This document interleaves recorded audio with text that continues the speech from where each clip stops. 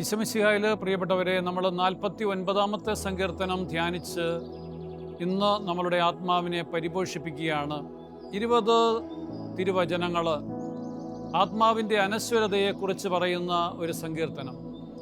സമ്പത്തിൻ്റെ നശ്വരതയും വിജ്ഞാനത്തിൻ്റെ അതിരുകളുമെല്ലാം പറയുന്ന ഈ സങ്കീർത്തനം ആത്മാവിൻ്റെ വിലയെക്കുറിച്ചാണ് പ്രധാനമായിട്ടും പ്രതിപാദിക്കുക. സമ്പത്ത് ക്ഷണികമാണെന്നും ഭൗതിക സുഖങ്ങളെല്ലാം നൈമിഷികമാണെന്നും സങ്കീർത്തകൻ പറയുകയാണ്. ദൈവത്തിൽ നിന്ന് ലഭിച്ച അറിവാണ് ശാശ്വതമായിട്ടുള്ളത്. മനുഷ്യൻ്റെ കഴിവും സമ്പത്തുമെല്ലാം മരണത്തോടെ അവസാനിക്കുന്നു.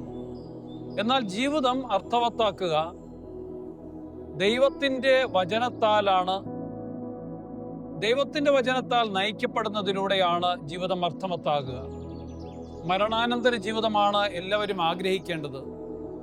ക്ലേശങ്ങളിൽ സന്തോഷം കണ്ടെത്തുന്നതിനും സമ്പത്തിൽ മാത്രം ആശ്രയിച്ച് ജീവിക്കാതിരിക്കുന്നതിനും സങ്കീർത്തകൻ നമ്മളെ ഉദ്ബോധിപ്പിക്കുകയാണ്. നമുക്ക് പ്രാർത്ഥിക്കാം. കർത്താവേ, അങ്ങിൽ മാത്രം പ്രത്യാശ വെച്ചുകൊണ്ട് ജീവിക്കുവാൻ ഞങ്ങളെ സഹായിക്കണമേ. സമ്പത്തിനേക്കാൾ ഏറ്റവും പ്രാധാന്യം ഞങ്ങളുടെ ആത്മാവിന് ഞങ്ങൾ നൽകുന്നു. ഞങ്ങളെ അനുഗ്രഹിക്കണമേ.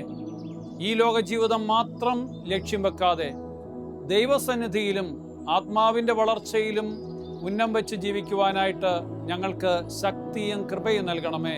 സർവശക്തനായ ദൈവം നമ്മളെ അനുഗ്രഹിക്കട്ടെ. ആമേൻ.